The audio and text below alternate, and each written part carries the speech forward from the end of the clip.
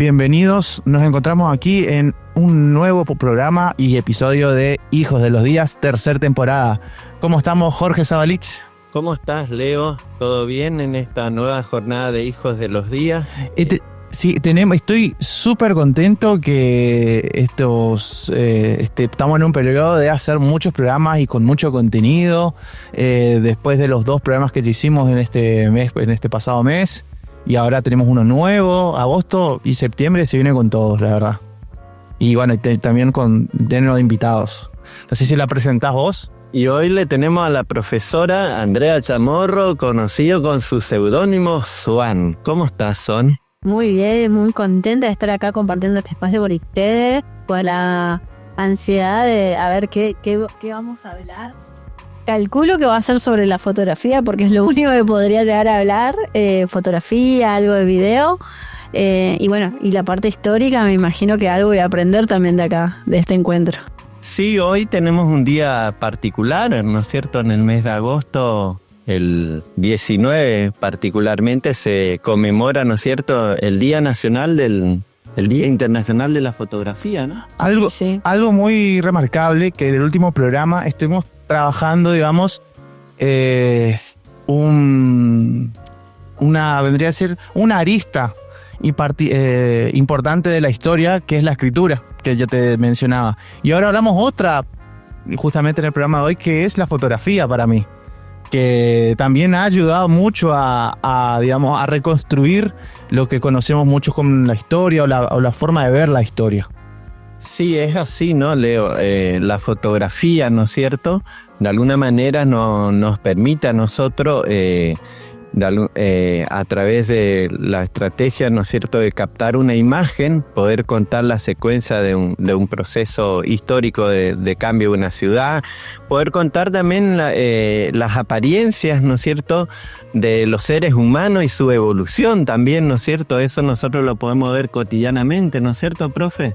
Sí, hoy la tecnología avanza un montón y se ven los cambios, así que todos los descubrimientos que se van haciendo nos influye de alguna manera y es hoy cada vez más rápido, ¿no? Y cada vez mucho más rápido, ¿no es cierto? Mucho más dinámico, ¿no?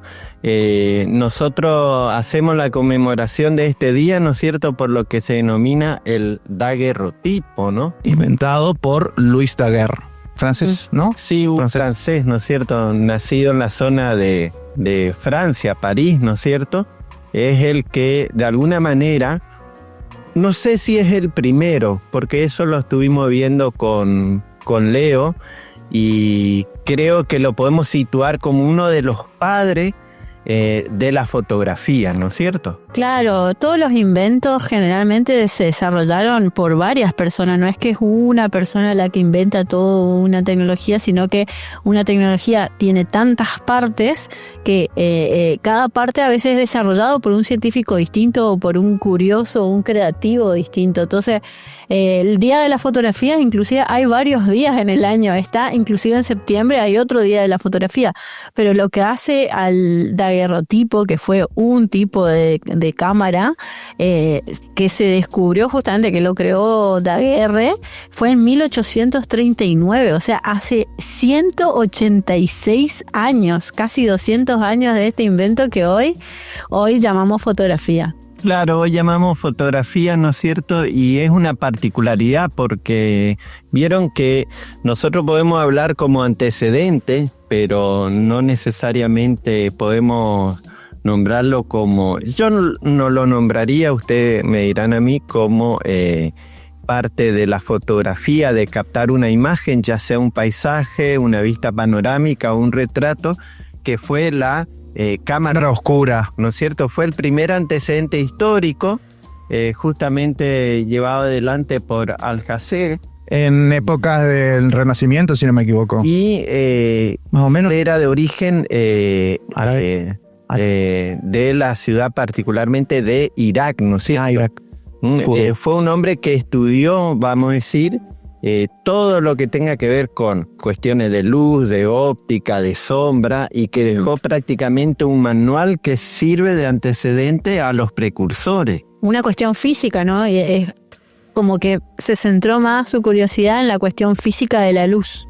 Exactamente, sobre todo porque vieron, para explicar así un poco pedagógico y rápidamente, ¿no es cierto?, una caja oscura donde uno hace un orificio pequeño por donde cual pasa una luz y refleja una imagen, ¿no es cierto? Ese fue como un antecedente, pero servía para lo que nosotros hoy utilizamos o decimos como los proyectores, porque servía para, y de alguna manera, ¿no es cierto?, reflejar una imagen, pero no captar. Y el primero que captó, ¿no es cierto?, en forma así, que se toma como antecedente, ¿no?, es la fotografía de Nicéforo Niepce, que capta, ¿no es cierto?, de alguna manera la representación, ¿no es cierto?, vista desde la ventana en Legras, que es, vamos a decir, la primera que podemos decir que es una imagen captada, fija y firme. Pero al enterarse de esto, Lois Daguerre se contacta, ¿no es cierto? Lois Daguerre, recordemos que él era un hombre, un empresario que se dedicaba al espectáculo de la escenografía, al espectáculo de la luz, prácticamente se acerca, ¿no es cierto? Porque buscaba también un método de captar imágenes y poder sacar un provecho comercial de eso. Entonces toma contacto con Nicéforo Niepce y empieza a estudiar mejor los procedimientos. Hacen un acuerdo interesante, ¿no? Un acuerdo comercial. Y ese acuerdo comercial deriva a lo que Niepce, aprovechando una situación por ahí inestable económicamente de Nicéforo Niepce, y posteriormente, después de su muerte, siguiendo un convenio comercial con su hijo Isidoro, le hace firmar un contrato donde de alguna manera llegan a un acuerdo económico, pero él se queda con el mayor crédito del invento y lo presenta al mundo, ¿no? Digamos que lo presenta y lo patenta. Lo presenta y lo patenta. En la Escuela de Bellas Artes en Francia, a través de contacto político que él hace, él le vende la patente, el manual de procedimiento y de fabricación al gobierno francés. Y el gobierno francés hace algo inédito sobre inventos, ¿no es cierto? Publica y hace público la patente, los procedimientos y manual de construcción del daguerrotipo. Es como que hace un regalo al mundo. Claro, porque es raro que junto con la patente pongan el manual de construcción.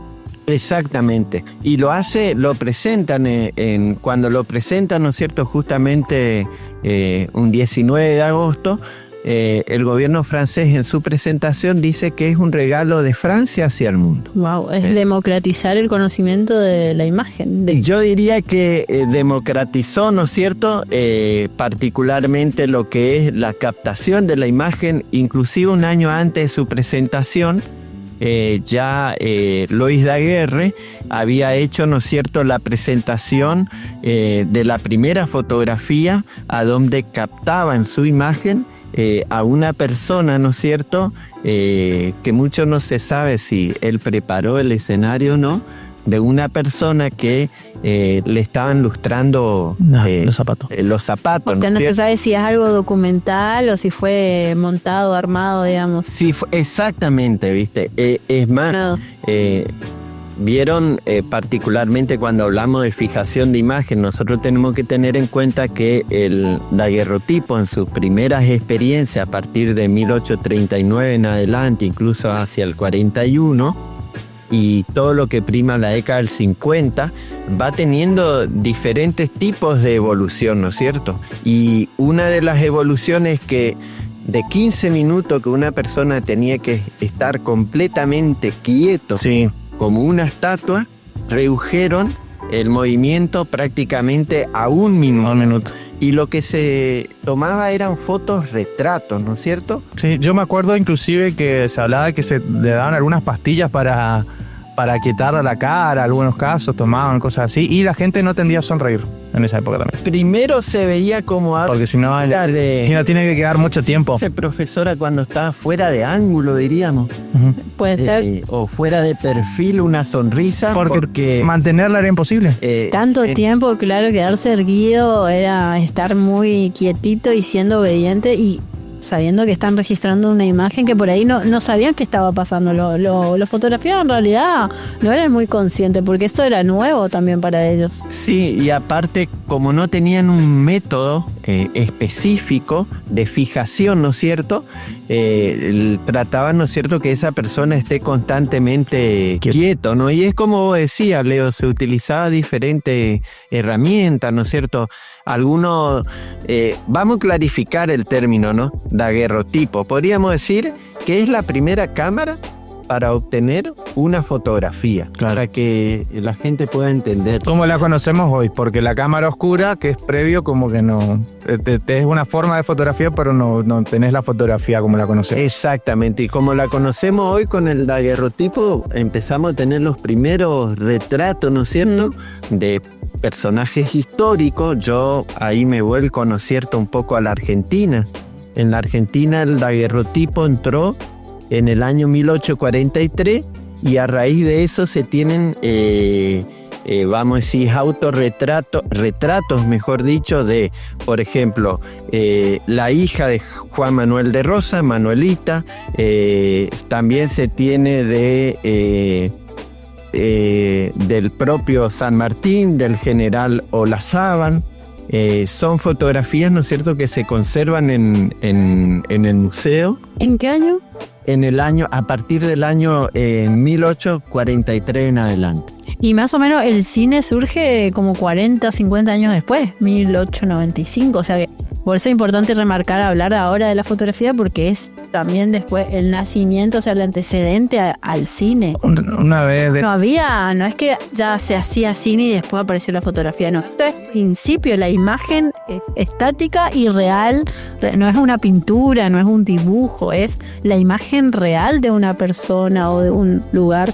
Me das pie que hablemos, por ejemplo, de este señor que había creado no sé, Leo, si te viene a la memoria, el señor que creó el calotipo, o dalotipo, que es la posibilidad de sacar negativo y positivo. No, perdón. En papel, ¿no es cierto? Este señor, Talbot, particularmente, ¿no es cierto?, Talbot, disculpen, hace un sistema de reproducción múltiple, que es lo que le quiero decir, un poco con lo que decía la profesora Swan, y un poco también acompañado no solamente a las películas, sino también al tema de la fotografía, los famosos rollos de negativo que van a permitir que después sobre ese negativo se pueda hacer varias copias en positivo, reproducir varias veces una imagen, ¿no es cierto? Porque recuerden, con el daguerrotipo solo se podía sacar una imagen. No significa que no se pueda obtener dos imágenes, ¿no?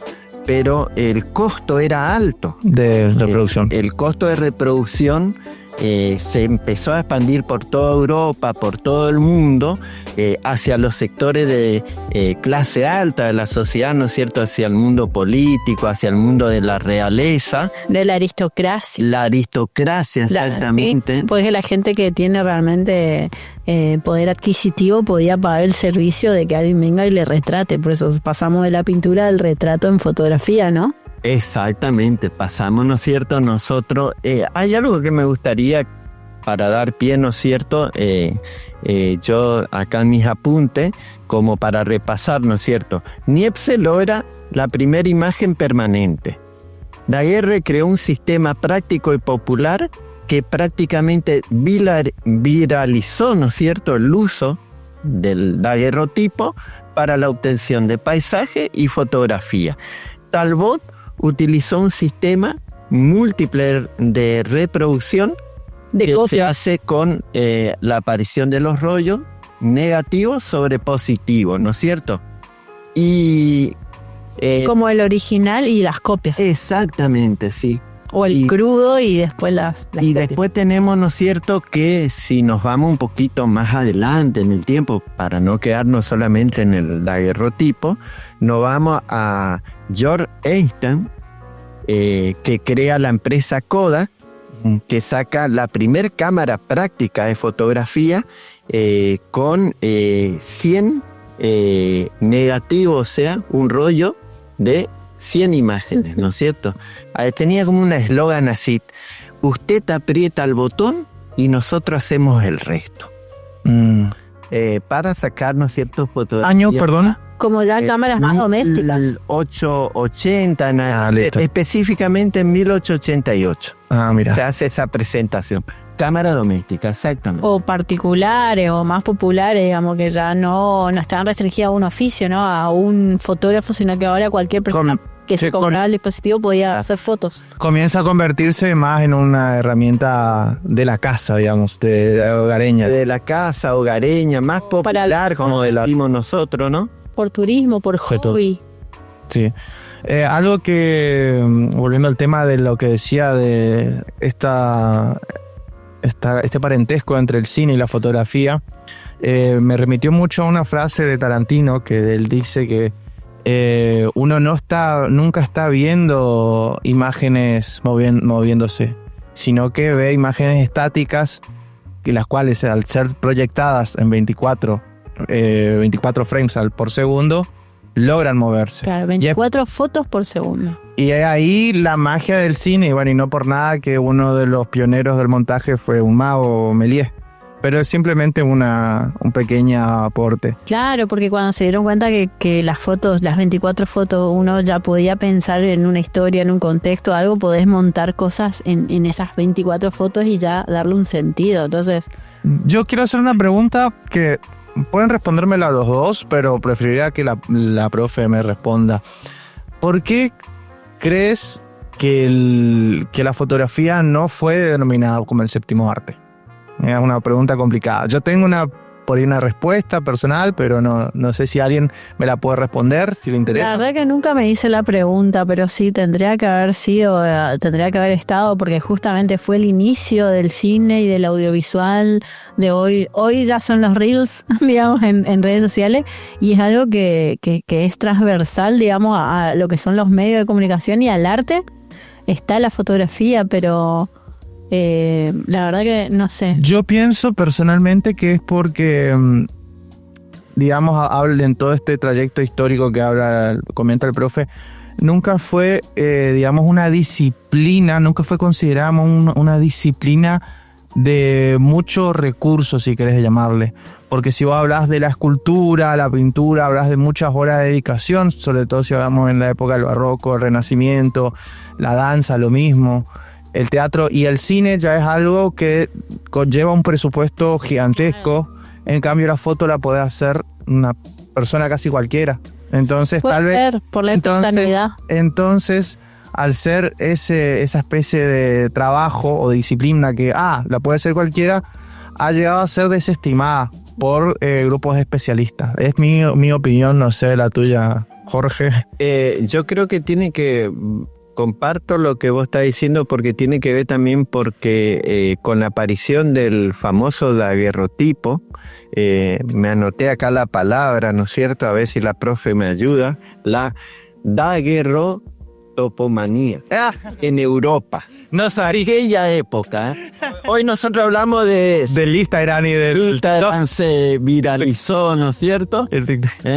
Y en aquella época, en los diarios del mundo, salió esa frase donde las personas, al ver que este señor, Louis Daguerre, empezó a construir y a vender daguerrotipos, que le permitía a un comerciante, a una persona de una familia de la aristocracia, de hacer ocio para sacar fotografía, para sacar retrato, es como que eso se fue comercializando y popularizando, y es como vos decís, más allá del costo particular que pudiese tener, que tendría que enfrentar un individuo para tener esa herramienta, es como que eso se popularizó tanto que no lo tuvieron en cuenta, ¿no es cierto? Después, como para decir, mirá, el gran invento del siglo, ¿no es cierto? Y otro porque también va adquiriendo pasos gigantescos de evolución y popularidad, ¿no es cierto?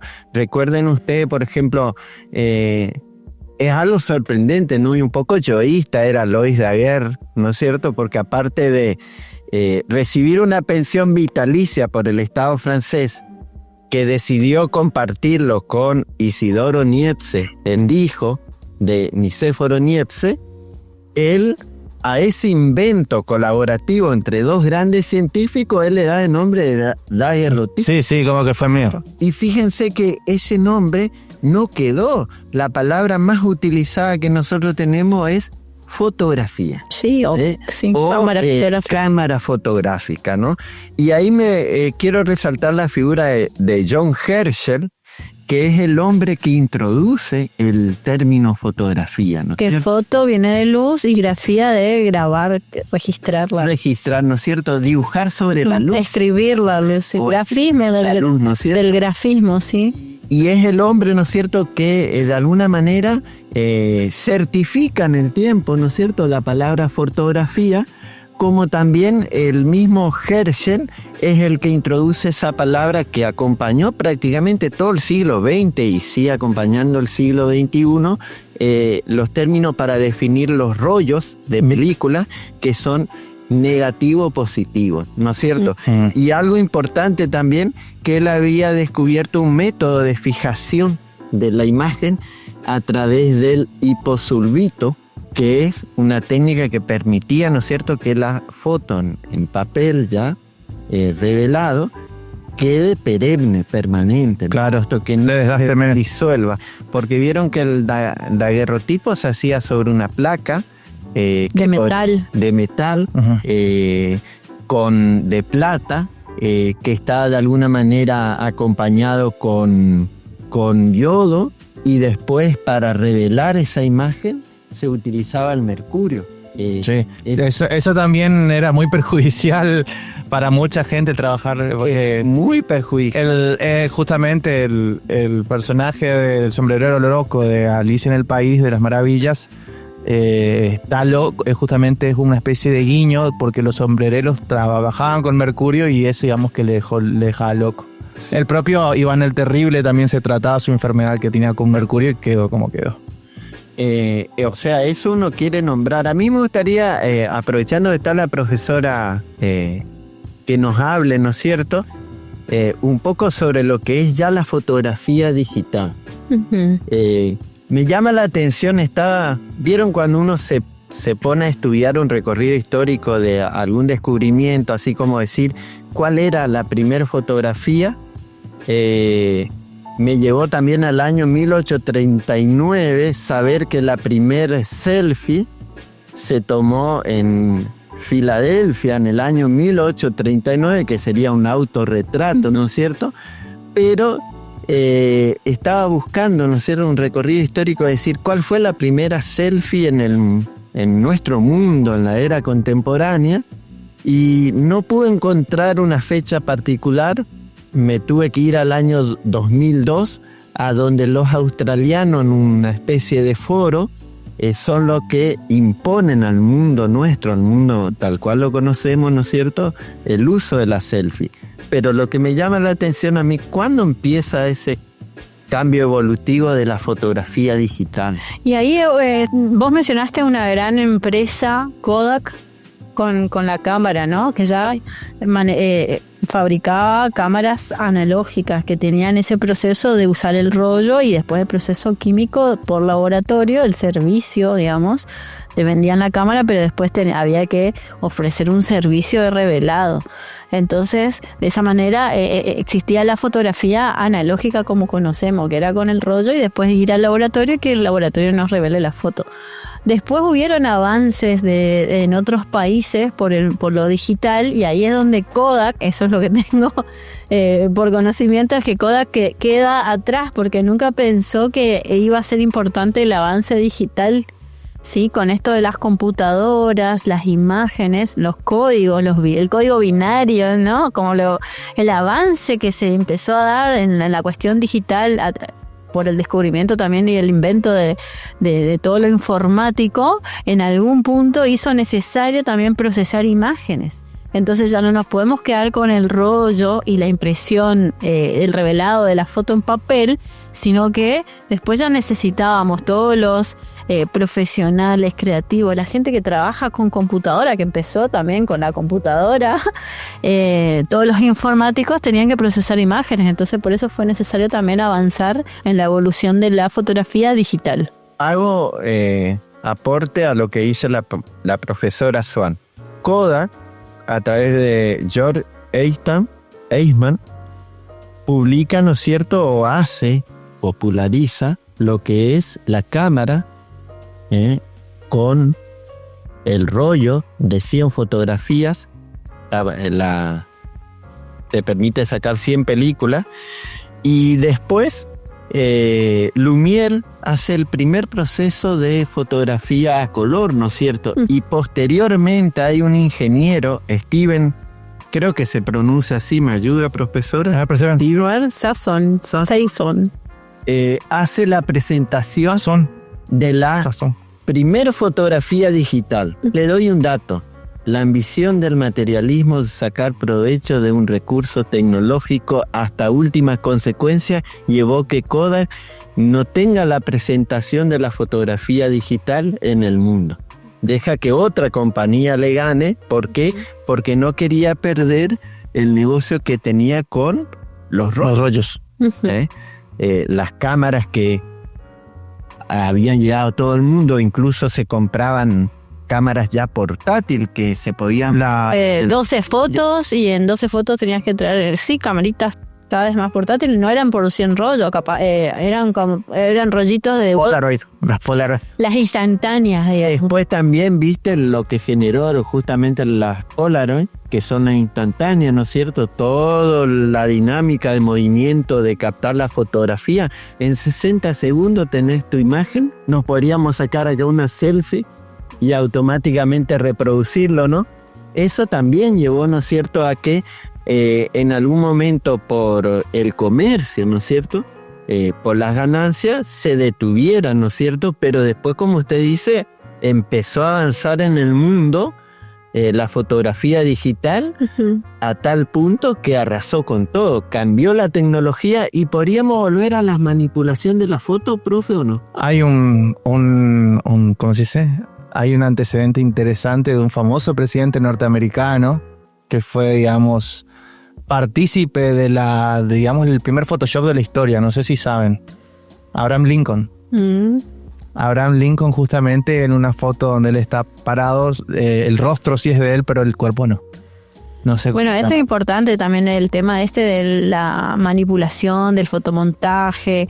O sea, también se dice que esto surgió con lo digital, pero no es tan así, porque ya en los procesos analógicos también, en el proceso químico de revelado de las fotos, los fotógrafos o los que trabajaban en los laboratorios ya hacían un proceso de edición, de elegir ciertos colores, cuando desarrollaron también la parte de la fotografía color. Ahí ya hay un comienzo en la edición. Sí, al comienzo, y yo lo voy a apoyar rotundamente, porque incluso me voy un poquito más atrás de lo que usted menciona, ¿no es cierto? Esa modificación de la imagen, ¿no es cierto? De la estética de una persona, de cómo quieren presentarlo al mundo, un retrato de una persona, ¿no es cierto? No empezó solamente con los Photoshop, con las fotos digitales, claro, o de nuestra era. Incluso se dice ya que con la cámara oscura, ya los pintores que buscaban captar esa imagen coloreaban, ¿no es cierto?, y pintaban y modificaban los retratos, o sea, generaban... La edición ya se hacía desde el momento del registro. Es más, hoy en día también el fotógrafo que sabe y conoce muchísimo de luz crea imágenes que nuestro ojo no ve, pero crea fotografías con luces que son distintas. O sea, el resultado final de la foto es distinto a lo que ve el ojo humano, porque en realidad la iluminación, la composición están en la mente del fotógrafo. Y uno con ciertas luces, que incluso de ráfaga, los flashes, uno no ve todo el tiempo esa iluminación porque son ráfagas, puede crear efectos en la iluminación y está como editando en vivo. Y incluso hoy, profe, y creo que Leo va a compartir eso, también se da muchas modificaciones por lo que permite hacerse con el uso, ¿no es cierto?, de las aplicaciones, que hay software especializado, ¿no es cierto?, para generar modificaciones.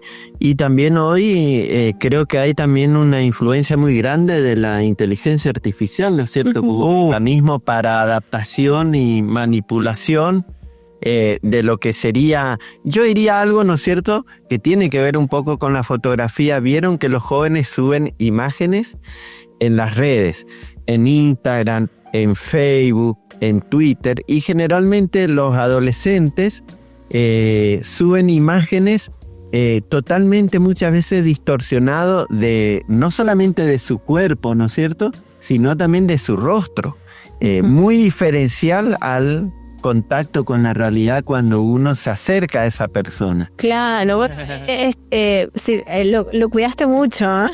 Las mujeres también aplican mucho filtro, pero tiene que ver, se aplican filtro, pero también es la visión de la persona de cómo percibe la realidad y cómo lo concibe. Cuando nosotros creamos imágenes, estamos en un momento creativo, donde podemos acercarnos y ser lo más verosímiles, ¿no?, a la realidad o no. Y esa es decisión del artista, del que saca la foto, como del pintor, de hacer una pintura súper realista o hacer algo surrealista o impresionista.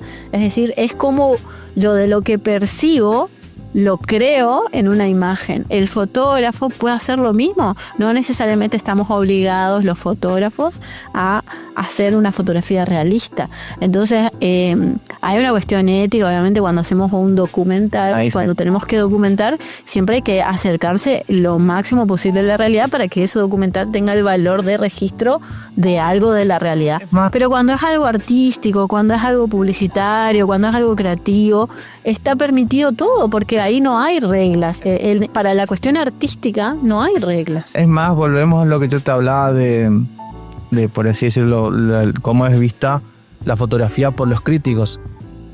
Mayormente las fotografías, si querés, más reconocidas, o si querés decir más premiadas, o las que más estima se le han tenido a lo largo de la historia, siempre han sido documentales, y siempre las fotos como que editadas muchas veces como que no comparten ese mismo, si querés decirle, podio, que fotos como por ejemplo la niña afgana, la foto del Che, el monje haciendo el bonsai.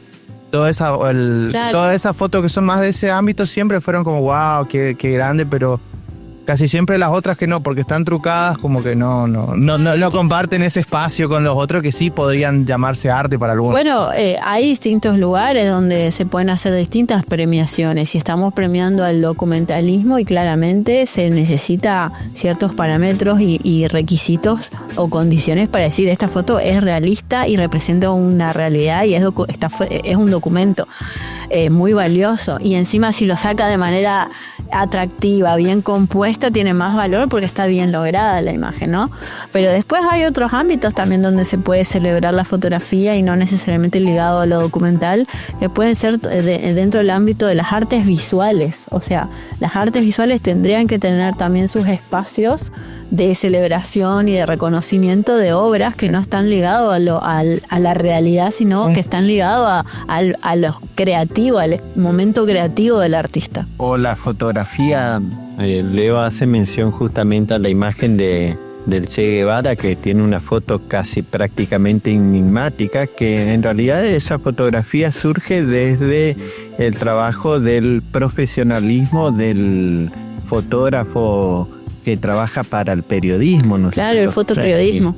El fotoperiodismo, ¿no es cierto? Que es algo, eso que vos decías de las fotos del Che Guevara, es algo que a mí, llamándome la atención en su momento, estudiando un poco la historia de lo que es la fotografía, o estudiando un poco la historia de este personaje, me llamó la atención porque es una foto que no fue. ¿Vieron cuando un fotógrafo va a sacar una foto que no está tratando de buscar un ángulo, tratando de buscar la mejor imagen, sino en el momento que dispara, que oprime ese botón y saca varias fotos, puede captar ese momento que te da una imagen, una visión que queda plasmado para el resto de la vida. Pero volvemos, creo que a un caso de la cuestión del Photoshop o de la IA. Creo que la mayoría de nosotros, yo por lo menos digo, yo conocí esa foto gracias a la remera, a la gente usando la remera. O sea, no conocí la foto de por sí primeramente, sino si querés una transposición de lo que era la foto. No, la reproducción, en otra pieza, digamos, gráfica. En un caso, o en alguna bandera. Una bandera porque se volvió esa fotografía que se sacó. Es como esa canción que se vuelve más conocida por el cover que hacen que por la versión original, ¿viste? Sí, exacto, ¿no? No está contextualizado en su contexto histórico, pero es la que de alguna manera, ¿no es cierto?, hace que toda la sociedad lo conozca en diferentes formatos, ¿no? Claro, lo que pasa es que esa imagen pasa a ser después una representación, y ahí tendríamos que invitar a la profesora de semiótica, que ya no es una imagen irreconocible, sino que ya tiene una interpretación, ya tiene una representatividad, pasa a ser un símbolo, entonces cobra otra repercusión, porque no es lo mismo la foto del Che que por ahí la foto de mi papá. O sea, la foto de mi papá es valioso para mí, pero quizás el personaje, el momento y todo, como es mucho más abarcable, tiene otro valor y se hace símbolo. Una cosa más que también cabe destacar, muchos hablamos por ahí que en la época, en el cine actualmente se habla mucho que están de moda las remakes, las reboots y demás. Y en la fotografía, ojo, también se ha optado por esa maña. Yo mencionaba a la niña afgana, por ejemplo, le han hecho a la propia niña, ya de grande, una foto muy similar. 30 años después. O el caso de, no sé si ubican la portada de Nevermind, el disco de Nirvana, y está el niño en el agua zambullado. Él mismo se hizo una fotografía así, con la misma pose, cuando era un bebé. O sea que también es algo, eso de la remake, también es algo que también está patente en el ámbito de la fotografía. Sí, inclusive en los videos, historias de vidas, que muchas veces hacen los montajes así de la evolución de una persona con muchas fotos y cómo se va deformando la cara, o se va formando, mejor dicho, cómo va evolucionando.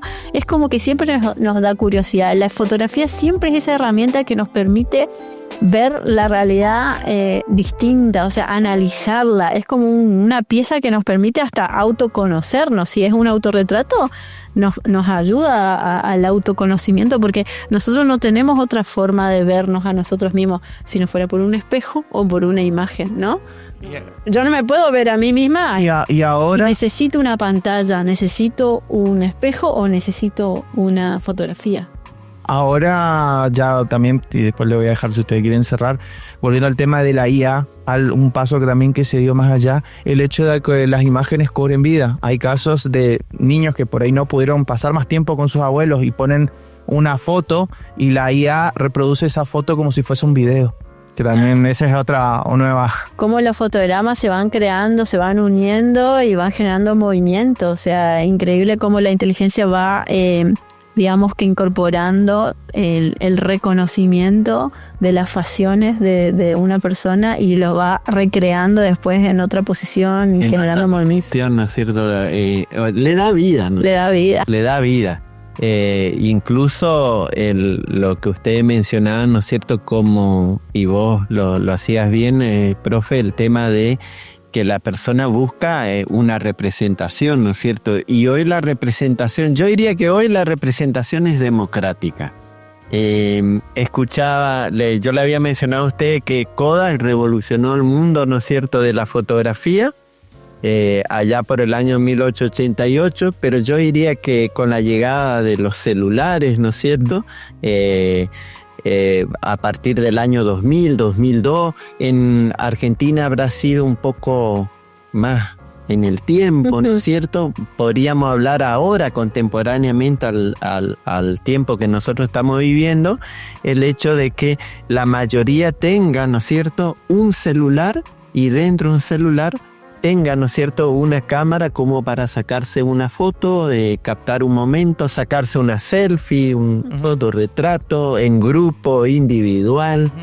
¿No es cierto? Eso realmente es como que esa tecnología, ¿no es cierto?, de la telefonía celular, de la cámara digital, de la incorporación de estas aplicaciones y estos lentes en la telefonía celular, democratizó la posibilidad de las personas guardarlo, ¿no es cierto?, en un documento, ¿no es cierto?, en una tarjeta memoria, y poder seleccionar aquellos momentos especiales o aquellas imágenes especiales que le traen recuerdo o que le recuerdan un momento. Sí, hoy en día la fotografía que está en la mano de nosotros a través de la cámara del celular democratizó, lo hizo como un lenguaje más, incorporó, o sea, las personas incorporamos el lenguaje visual a nuestra comunicación.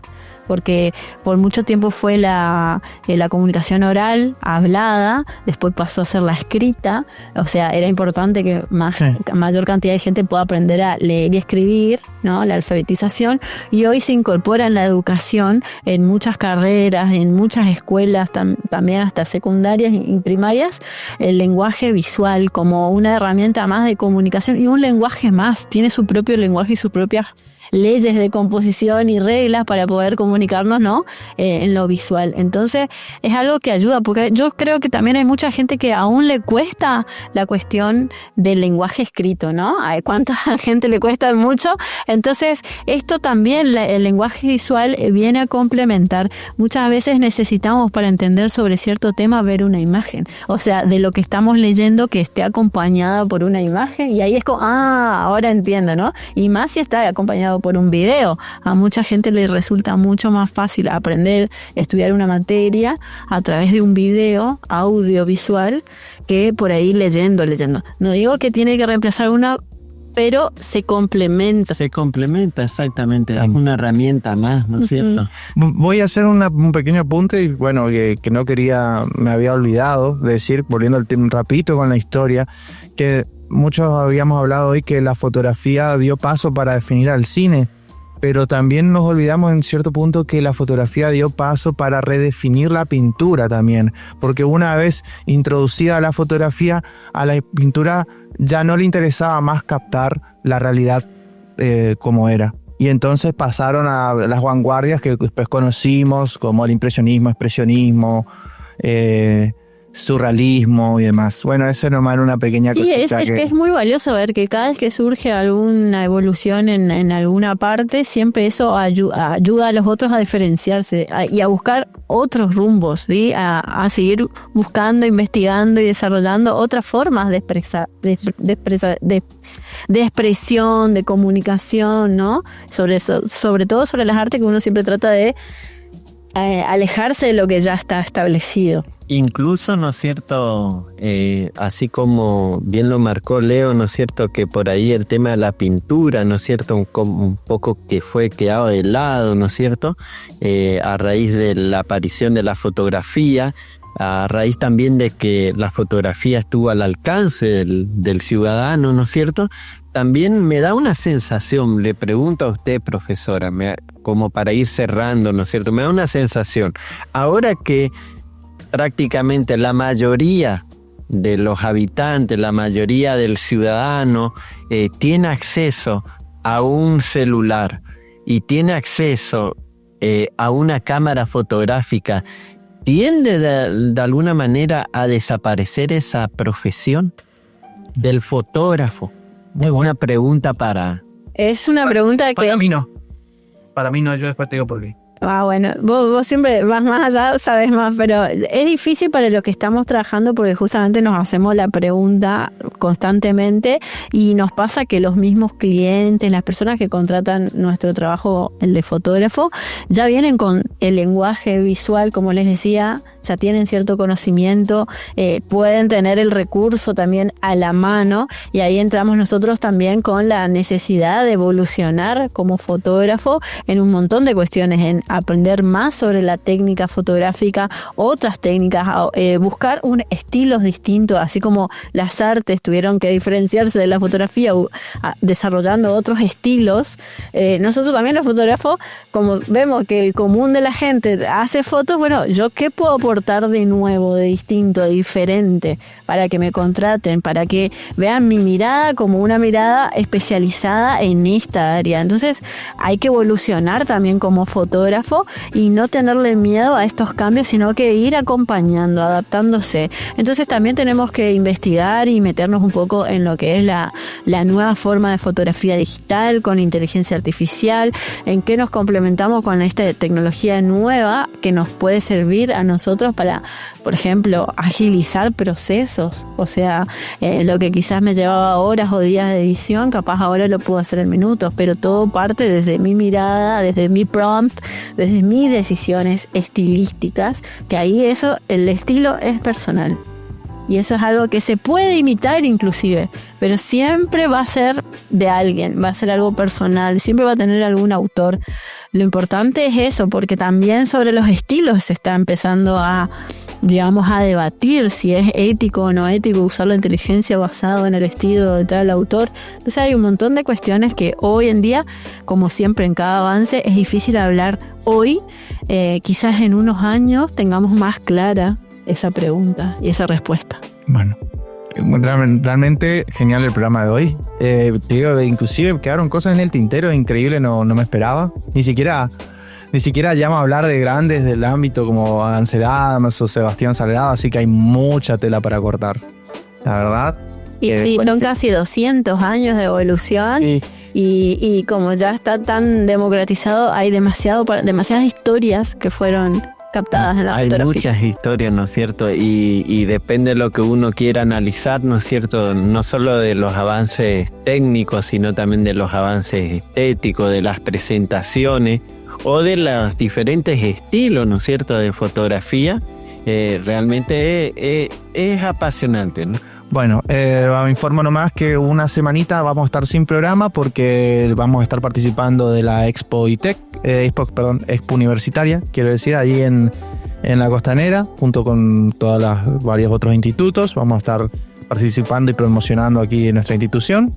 Y bueno, gracias profe, y gracias profe también a los dos por haber venido y haber hecho este maravilloso programa. Gracias. ¿Te divertiste? Me encantó, me divertí. Gracias. Nos vemos. Nos vemos.